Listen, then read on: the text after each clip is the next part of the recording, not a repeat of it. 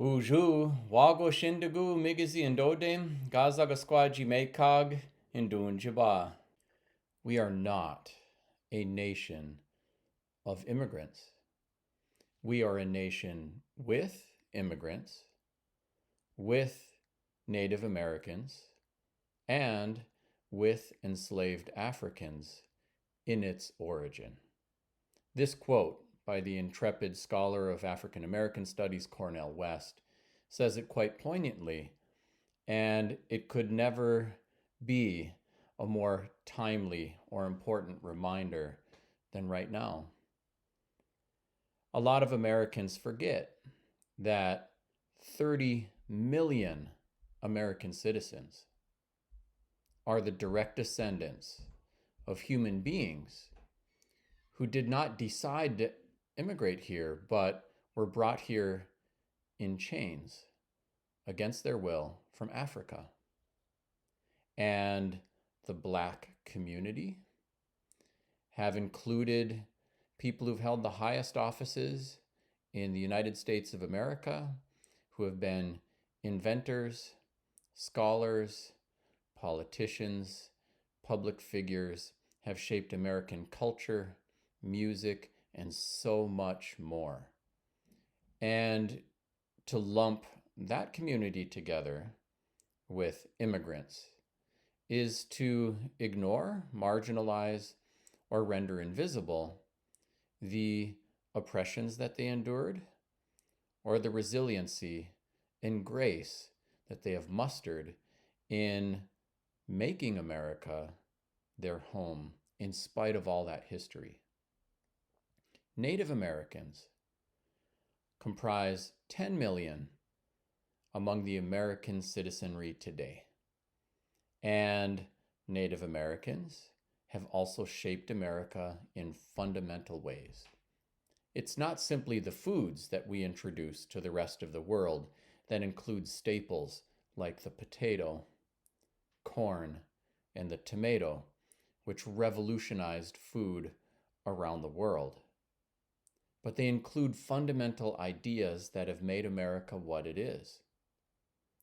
There were 5 tribes who had been warring terribly and decided to make peace between themselves, bundling together their implements of war and burying them at the base of a great pine tree.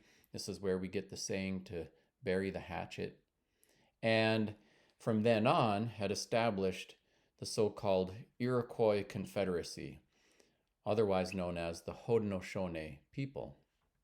Each maintained their own distinct language, culture, and customs, but were united in a common political fabric.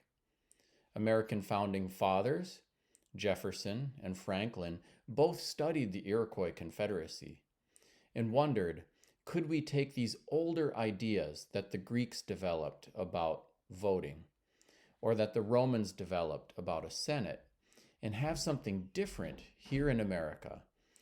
How could we have independent states part of a common nation? And this is where the very distinctly American iteration of democracy came from. It would not have been possible without this understanding of independent native nations, part of a common political entity that Jefferson and Franklin studied and infused into the American political structure. After the American Revolution, you of course have the French Revolution and many others who copied this idea, and it infused democracy across the planet.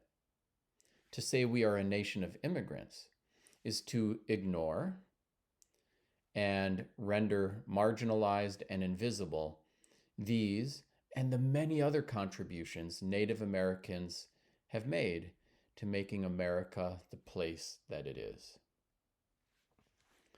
As we think about what America is and what it should be, it's more important than ever to remember this important statement from Cornel West. We are not a nation of immigrants. We are a nation with immigrants, with Native Americans, and with enslaved Africans in its origin. Thanks for watching today. I'm Anton Treuer. Let's keep in touch. I'm active on social media, and my website has lots of information on my books, speaking engagements, resources for the Ojibwe language, teachers, and more. Miigwech.